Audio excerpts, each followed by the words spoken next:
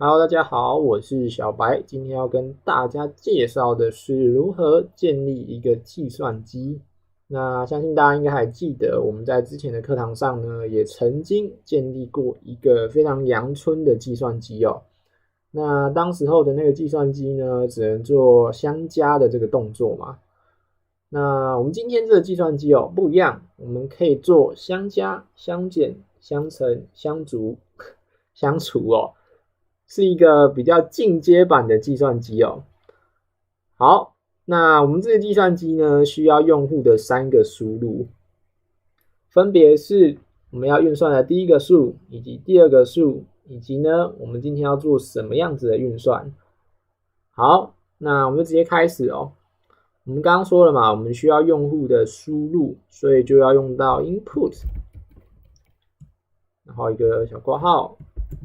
里面写一个提示，请输入第一个数 ，OK， 然后 OK， 那这边帮大家复习一下哦，这个字串是提示的意思，提示用户他今天要输入的东西是什么。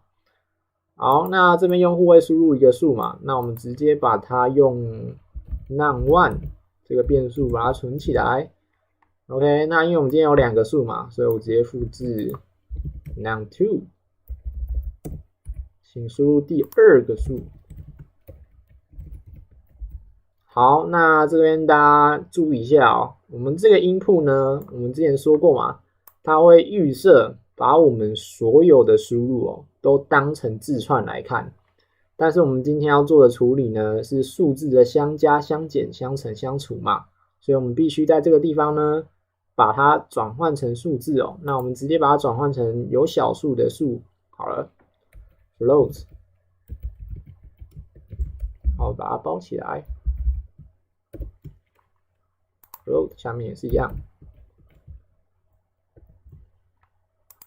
，OK。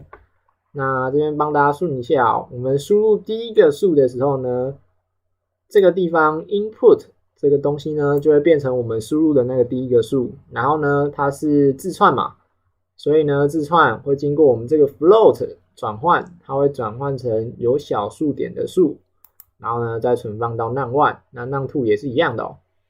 好，那假设我们今天在中间哦，在2个数输入的中间，我们想要它用户输入一个运算符号，那我们叫 operator， 我们叫 OP 好了。OK， 那一样 input， 请输入运算符号。OK， 那这个地方，因为我们要的就是字串哦，我们就不用再把它转换成数字哦。OK， 那 input 的地方我们就写好了，再来呢就是要做判断了。我们今天要判断用户输入的是加或是减或是乘或是除嘛，这样我们才知道他要做的是哪一种运算。所以呢，我们就 if 我们判断 OP 它是不是等于我们第一个判断是不是加好了。好，加。好，这边再帮大家复习一下哦，等于是判断左边的值跟右边的值是不是相等哦。OK， 那我们这边判断 OP 是不是相等于加号？那如果是的话呢，我们就印出这个第一个数加第二个数。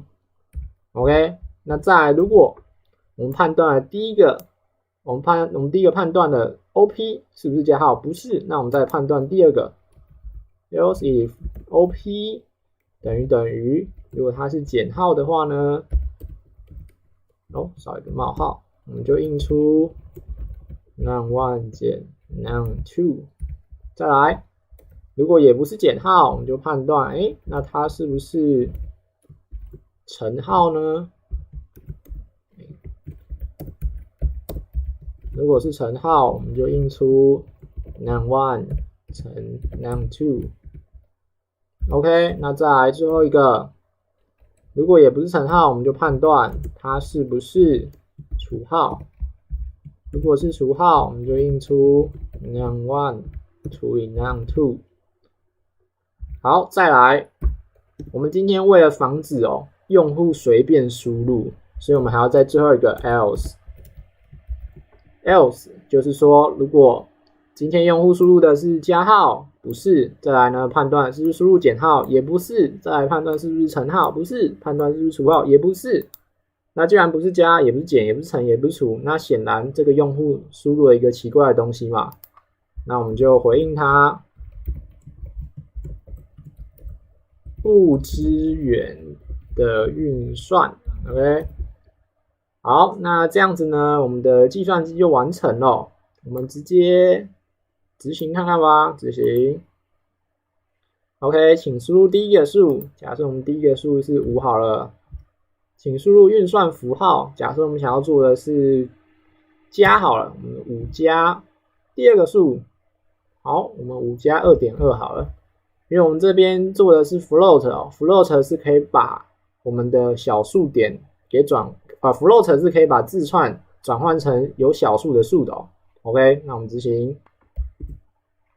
就得到了5加 2.2 等于 7.2。OK， 那这边再帮大家顺一下哦。我们第一个输入5嘛，所以呢，这个 input 呢，这一串就会变成5，然后5转换成有小数点的数，再放到 num1， 然后第二个输入加号嘛，这个就会变成加号，然后放到 OP 里面。那 num2 也是一样。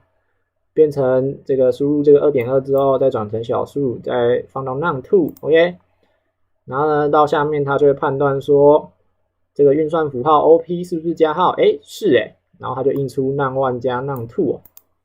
OK， 那我们再执行一次。假设我们今天要做的是5，不好意思，按到上面了，5乘 3.3 好了，我们执行看看。它就得到 16.5， 那这边一样帮大家顺哦，5输入5，那上面就 input 嘛，然后呢变成小数的5，然后输入的是乘号，这边就变乘号，然后输入 3.3， 它就会转换成 3.3 这个小数，然后呢这边 if 它先判断是不是加号，不是，它在判断是不是减号，也不是，它在判断是不是乘号，是了。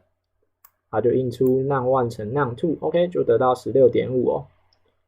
好，那因为我们今天有这个防止用户输入奇怪的符号嘛，我们来试试看哦。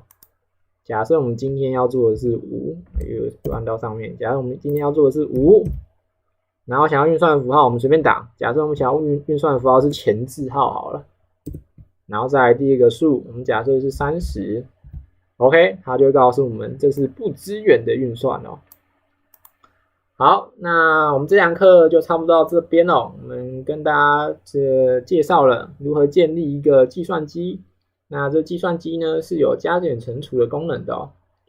OK， 好，拜拜。